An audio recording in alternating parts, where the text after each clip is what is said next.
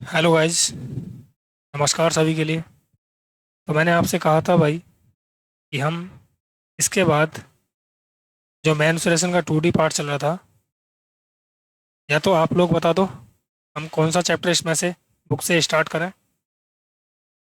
लेकिन आपका कोई कमेंट ही नहीं आया, इसीलिए मैंने आपसे कहा था कि अगर कोई बच्चा नहीं बताएगा तो मैं 3D स्टार्ट कर दूंगा। इससे अगला चैप्टर ये 3D ही है। ओके। आयतन वाला वॉल्यूम वाला। और इसमें हम जो घन पर आधारित प्रश्न है, पहले हम उन क्वेश्चनों को करेंगे। पहले मैं भाई जो भी टॉपिक इसमें स्टार्ट होगा पहले उसके हम फॉर्मूले बताएंगे। ठीक है ना। देखिए, सबसे पहले हम समझ लेते हैं थोड़ा सा। एक पेज ले लेते हैं। ये आपका पहला क्वेश्चन आ गया है यहाँ पे।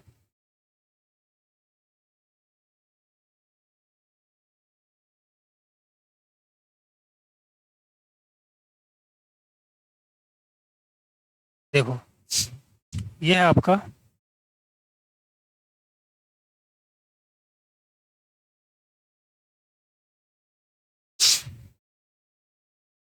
अगर हम भाई 3D की बात करते हैं तो 3D का मतलब होता है कि इसमें तीन चीज़ें होती हैं। ओके। 3D का मतलब क्या होता है? इसमें तीन चीज़ होती हैं: लंबाई, चौड़ाई और ऊंचाई, जिसे हम हाइट बोलते हैं। ठीक है ना। जब भी हमें इसका क्षेत्रफल निकालना हो तो हम कैसे करते हैं, देखो। पहले मैं एक फॉर्मूला लिख देता हूँ। ठीक है ना, ये तो आपको समझ में आ गया होगा। इसे मिटा देते हैं। इसमें तीन चीज़ें होती हैं। अब देखिए फॉर्मूला क्या है। जब भी हम पार्श्व से बोलते हैं भाई, एक सेकंड रुको। क्या हो गया यार ये? देखो,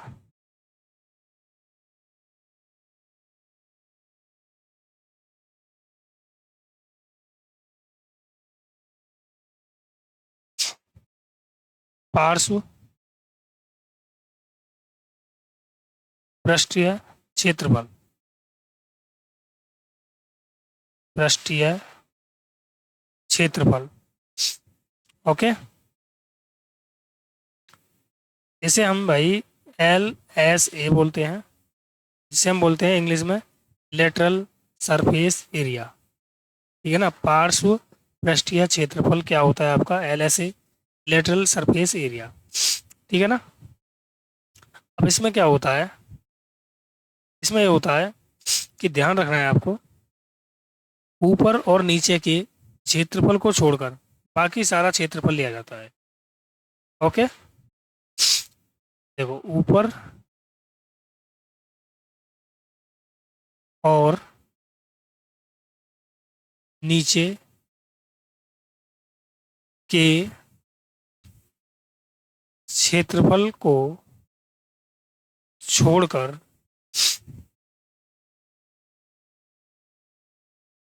बाकी सारा क्षेत्रफल लिया जाता है, लिया जाता है। ओके। ये होता है पार्श्व पृष्ठीय क्षेत्रफल, LSA इसको हम बोलेंगे भाई। ओके। देखिए, मान लेते हैं कोई, मैं एक आकृति ले लेता हूँ ये।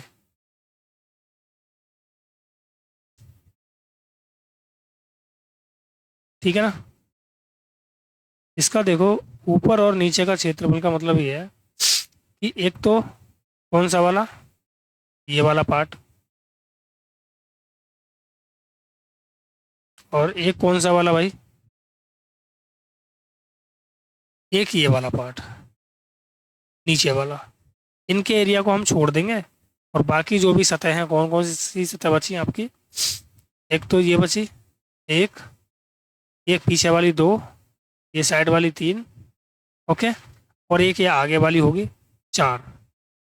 ठीक है ना, इन चारों का हमें क्षेत्रफल लेना है। एक आता है आपका पी एस ए, टोटल संपूर्ण पृष्ठ। ठीक है ना, उसे हम क्या बोलते हैं हिंदी में, ध्यान देना, हिंदी में बोलते हैं उसे कुल पृष्ठीय क्षेत्रफल।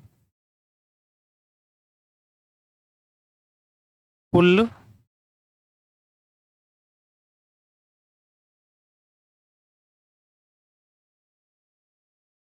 पृष्ठीय क्षेत्रफल, इसे बोलते हैं हम भाई T S A, total surface area. इसमें क्या होता है, एक तो एल एस ए होता है, लेटरल सरफेस एरिया, और प्लस में क्या होता है, इसमें ऊपर नीचे का भी क्षेत्रफल होता है। ठीक है ना, ऊपर व नीचे का क्षेत्रफल, ये दोनों मिलकर होता है भाई टोटल संपूर्ण पृष्ठ, यानी पूरे का। और यहाँ पे क्या होता है, इसमें केवल ऊपर और नीचे वाले को छोड़कर बाकी सभी का। ठीक है ना, उसे हम क्या बोलते हैं, एल एस ए। और जिसमें सभी पूरा दे रखा हो उसे हम क्या बोलते हैं, टी एस ए। ओके,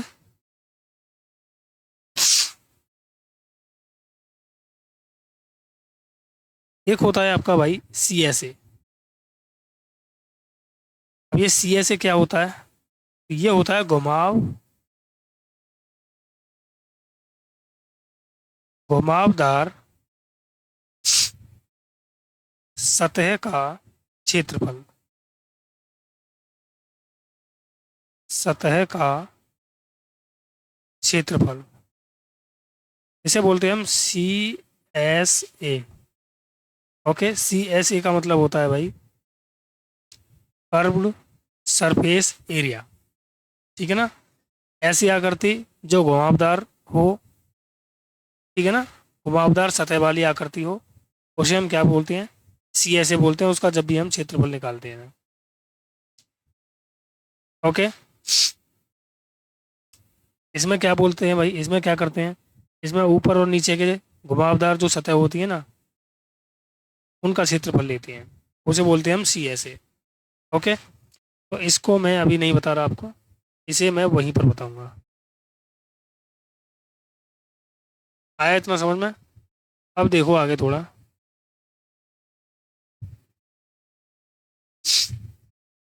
अब आ जाते हैं भाई हम घन पर।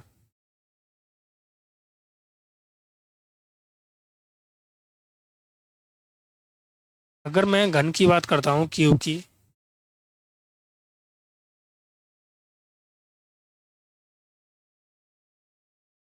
थोड़ा सा पेशेंस रखो, पूरा समझ में आएगा। ठीक है ना, घन क्या होता है, देखो इस तरीके से एक घन होता है।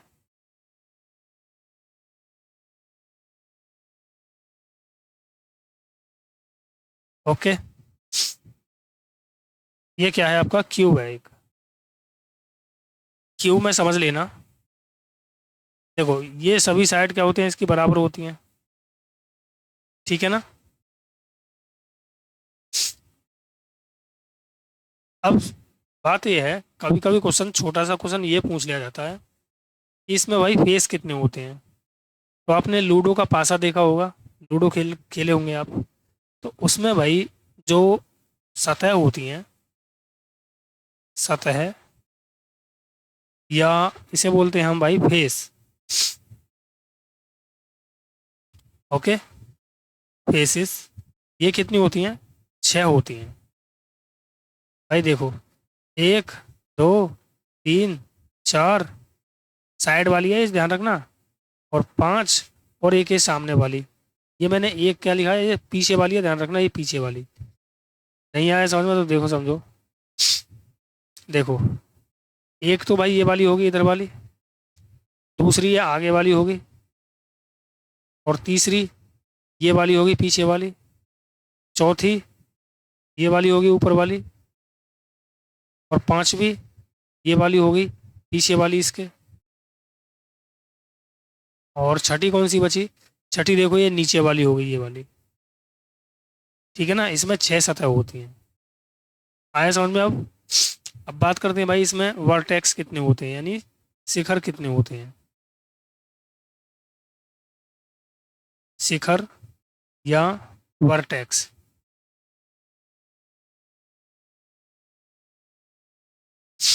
वर्टेक्स कितने होते हैं, कोने। एक, दो, तीन, चार, पाँच, छ, सात, आठ। कितने हैं भाई ये, 8 हैं। आया समझ में। अब इसकी होती है भाई, किनारे देखेंगे अब इसके। अगर हम किनारे देखते हैं इसके, तो कितने किनारे होंगे इसमें, 12 किनारे होंगे, ध्यान रखना।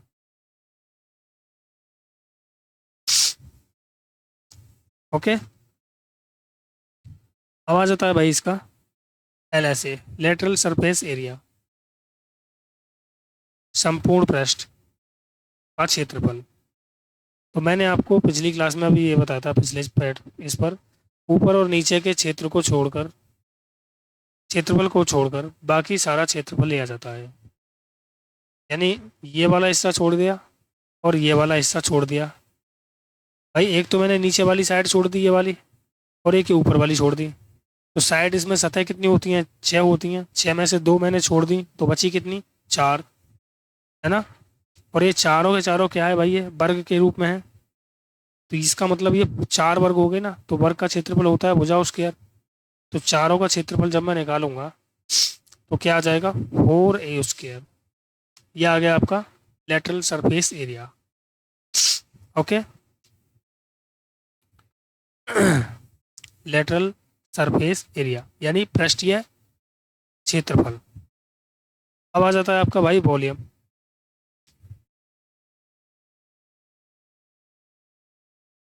वॉल्यूम यानी आयतन। तो इसका आयतन क्या होता है, जैसे मैंने वर्ग का लिया था, मैंने आपसे कहा था कि दो भुजाओं का गुणा कर देते हैं, या आयत की बात करते हैं। 2D में मैंने क्या कहा था कि हम दो भुजाओं की गुणा कर देते हैं, क्षेत्रफल बन जाता है। दो भुजाओं की गुणा कर देंगे, क्षेत्रफल बन जाएगा। बनता है ना बनता। लेकिन यहाँ पे अब भुजा कितनी है, 3 भुजाएं। 3 भुजाएं, एक तो है भाई लंबाई, एक है चौड़ाई, और एक है ऊंचाई। ठीक है। तो इस बार हमें तीनों का गुणा करना पड़ेगा, यानी A गुणा A। तो आयतन कितना आ गया, AQ। ओके। अब आपका क्या बचा, TSA यानी टोटल संपूर्ण पृष्ठ, TSA। तो इसमें होता है एक तो भाई LSA, और मैंने दूसरा क्या बताया था आपको, दूसरा बताया था ऊपर और नीचे का क्षेत्रफल। तो देखिए ऊपर का क्षेत्रफल अगर मैं निकालूंगा तो ये भी वर्ग है, नीचे का क्षेत्रफल निकालूंगा तो ये भी वर्ग है, यानी A² + A² यानी 2A²। LSA कितना है, 4A² + 2A²। तो भाई TSA कितना आ गया, 6A² आ गया। ओके। आ गया आपकी समझ में,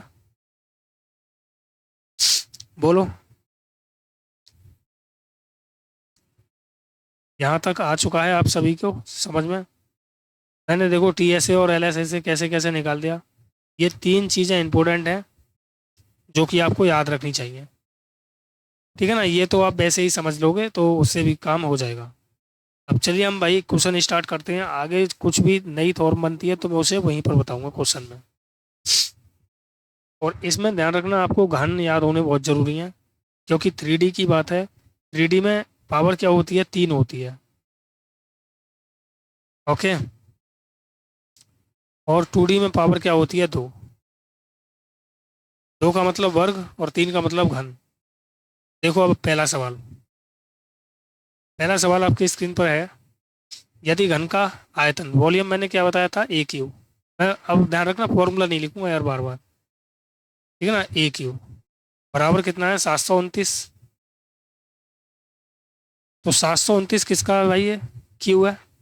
Q रूट निकालना जानते हो ना आप सभी, 729 याद कर लो सभी अगर नहीं आते तो। ये हो जाएगा 9 का।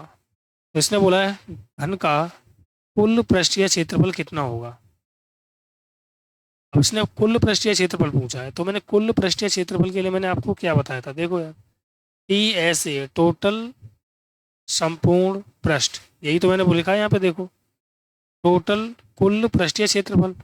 और सवाल ने भी क्या पूछा था, देखो, कुल पृष्ठीय क्षेत्रफल। तो आपको पता होगा 6a² होता है, यानी 6 × 9 का वर्ग, 6 × 81, ये आ गया 6, और 6 × 8 = 48, ये आ गया 486। ऑप्शन डी हमारा करेक्ट होगा। हमसे इसने क्या पूछा था भाई, टी एस ए पूछा था ना, टी एस ए, तो हमने टी एस ए निकाल दिया, ये वॉल्यूम था, आयतन। ठीक है ना। अगला सवाल देखो, देखो मैंने विकर्ण नहीं बताया कि विकर्ण कैसे निकालते हैं, तो इसका विकर्ण भी मैं बता देता हूँ कि विकर्ण क्या होता है, यहीं पे लिख देता हूँ। देखो जब भी हम डायगोनल निकालेंगे इसका, तो डायगोनल में ध्यान रखना आप √3 कर देना डायरेक्ट, ठीक है ना। देखो इसमें 3 चीज़ दी होती हैं तो √3 कर दिया, 2 चीज़ होंगी तो √2 हो जाएगा, बस। अगर आप निकालना चाहते हो तो निकाल निकाल भी सकते हो। ओके, देखो आगे सवाल ने दिया है विकर्ण। तो विकर्ण क्या होता है, डायगोनल क्या होता है, डायगोनल होता है भाई √3a। मैं फॉर्मूला लिखता रहूँगा, टेंशन ना लो, जिससे कि आपको याद हो जाए, लेकिन बोल के लिखूंगा, ऐसा नहीं है कि पूरा लिखूं। तो इसकी साइड क्या आ गई, 7 आ गई। वॉल्यूम इसने पूछा है आयतन, तो वॉल्यूम क्या होता है, AQ। AQ मतलब 7 का क्यू, तो 7 का क्यू कितना हो जाएगा, 343। ऑप्शन सी हमारा करेक्ट होगा। ओके, आया आपकी समझ में। अगला सवाल देखो, अब एक घन का पृष्ठीय क्षेत्रफल दे रखा है। अब ये पृष्ठीय क्षेत्रफल क्या है यार, अगर ये कुल पृष्ठीय क्षेत्रफल बोलता तो हम समझ जाते यार, लेकिन इसने तो कुल पृष्ठीय क्षेत्रफल ही नहीं बोला। तो मैंने आपको 2 चीज़ बताई, LSA और TSA।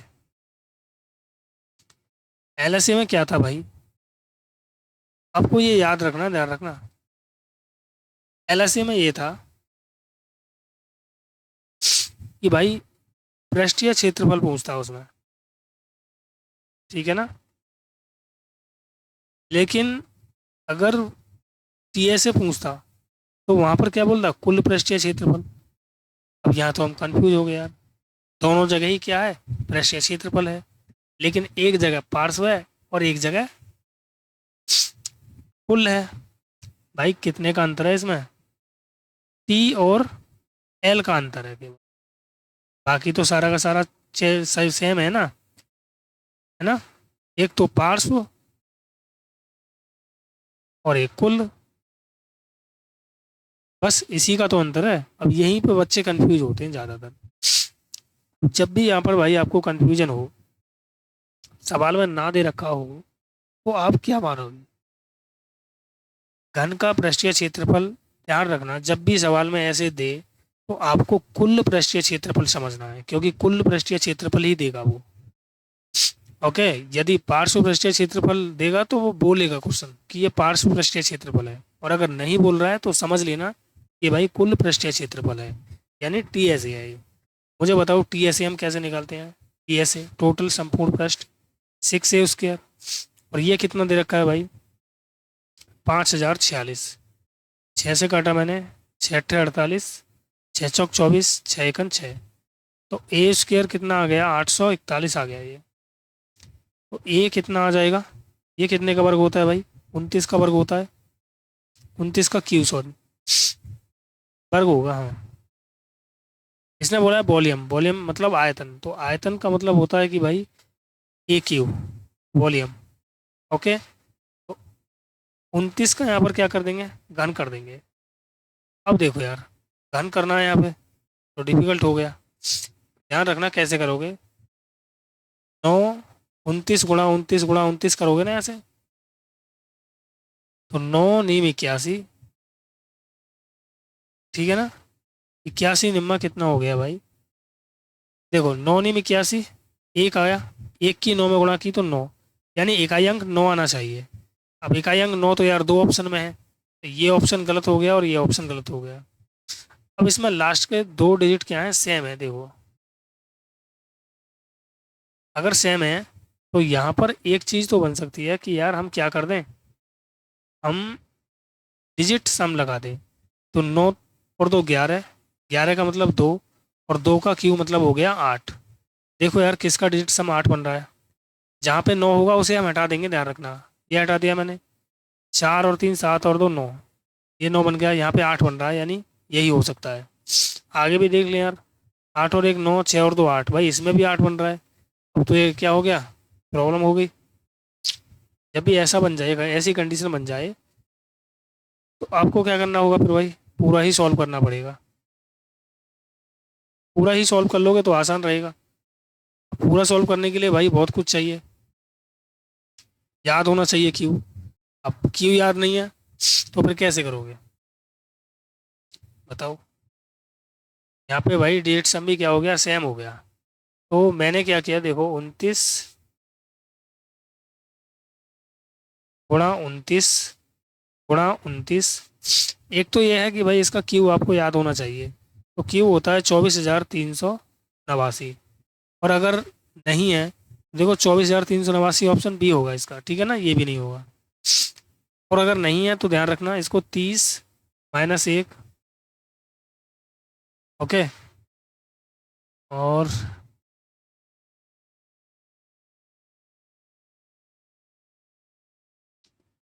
29 ही मान लें, गुणा 29, तो 29 × 87 -29, गुणा करेंगे भाई 30 - 1। अब इसको सॉल्व करके लिख देंगे, तो 30 घटाया तो ये हो गया 40, 841 हो गया, ठीक है ना। गुणा कर दिया मैंने 30 का, और फिर -841, ये हो गया 0, 3 × 1 = 3, 3 × 4 = 12, 3 × 8 = 24 और 1 = 25। माइनस करेंगे 841, तो यहाँ पे 9 बचा, 12 में से 4 गया तो 8, 11 में से 8 गया तो 3, 24, ये आ गया आपका। फिर आपको टाइम लग सकता है। अगला सवाल देखो, 3:4:5 के अनुपात में भुजाओं वाले तीन घनों को पिघलाकर एक ऐसा घन बनाया जाता है जिसका विकर्ण कितना है भाई, 18√3 है। तो तीनों घनों की भुजाएं कितनी होंगी, ठीक है ना। तो देखो यार, अगर मैं निकालूं इसका विकर्ण, विकर्ण होता है √3a, तो यह आ गया कितना भाई, कितना आ गया ये, 18√3। √3 से √3 कैंसिल हो गया, तो इसकी भुजा कितनी आई घन की, 18 आ गई है, ओके। अब देखो, अगर मैं घन का आयतन निकाल लूं, ओके।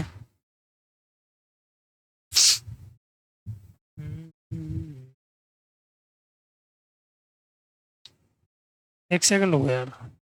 अब देखो आप क्या करोगे कि इसका आयतन बना दो।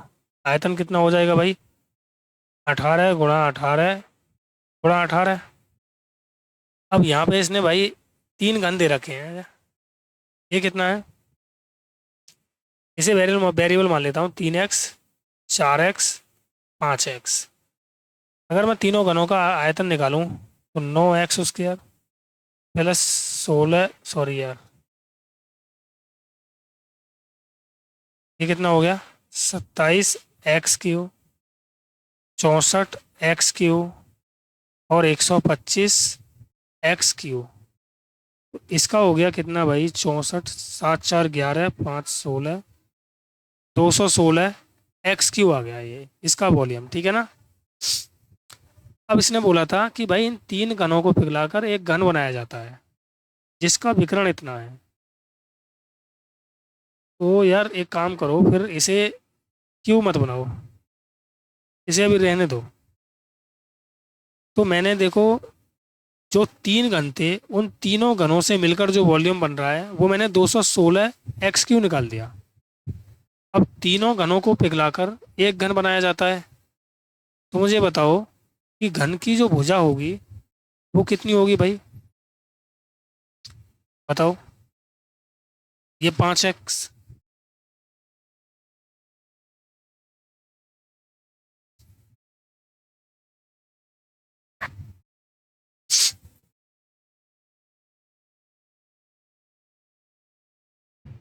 मुझे ये बताओ कि अगर ये वॉल्यूम है नए घन की, नए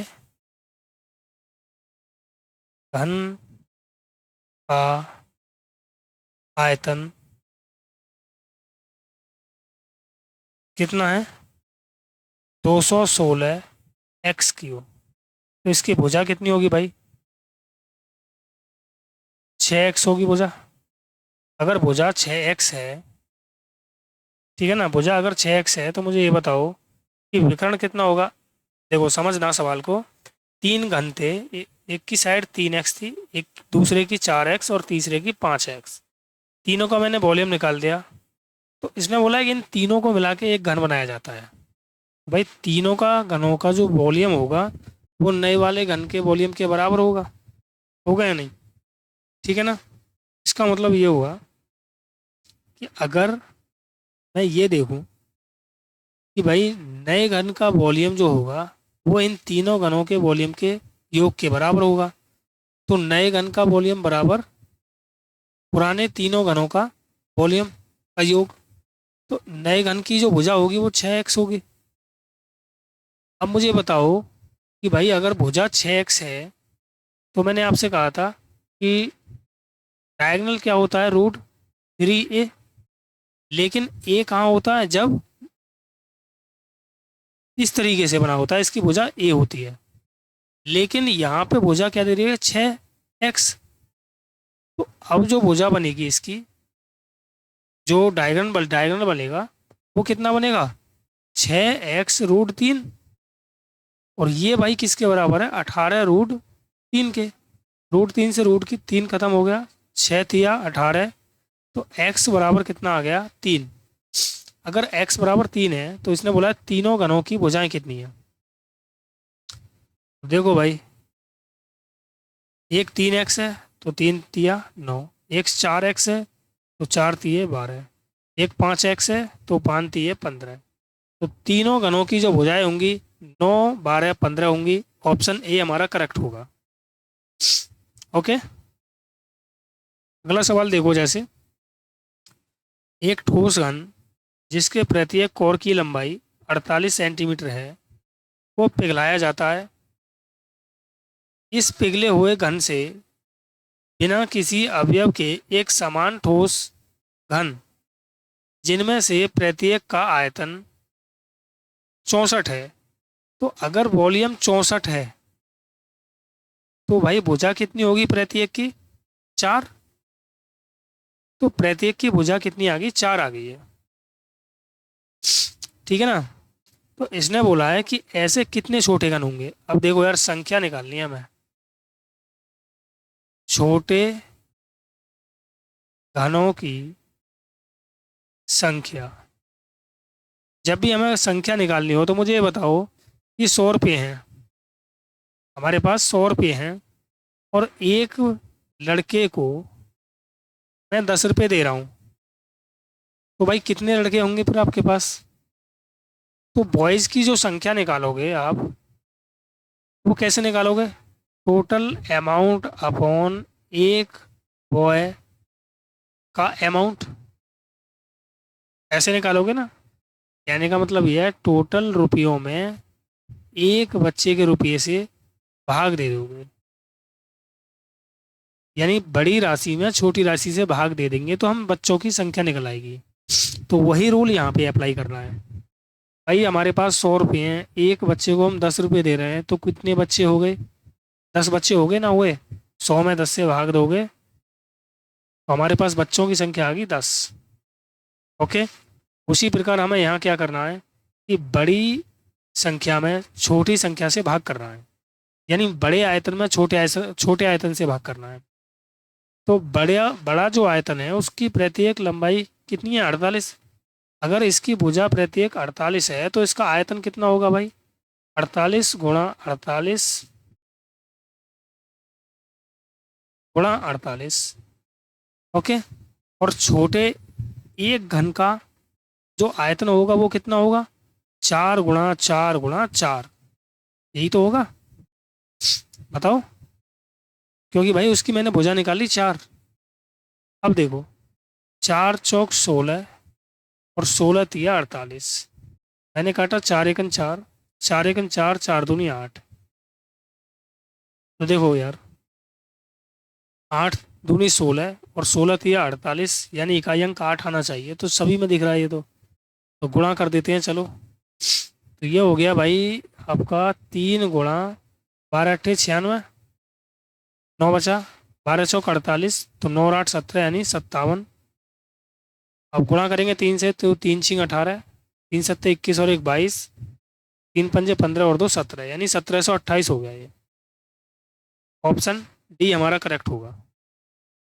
ओके,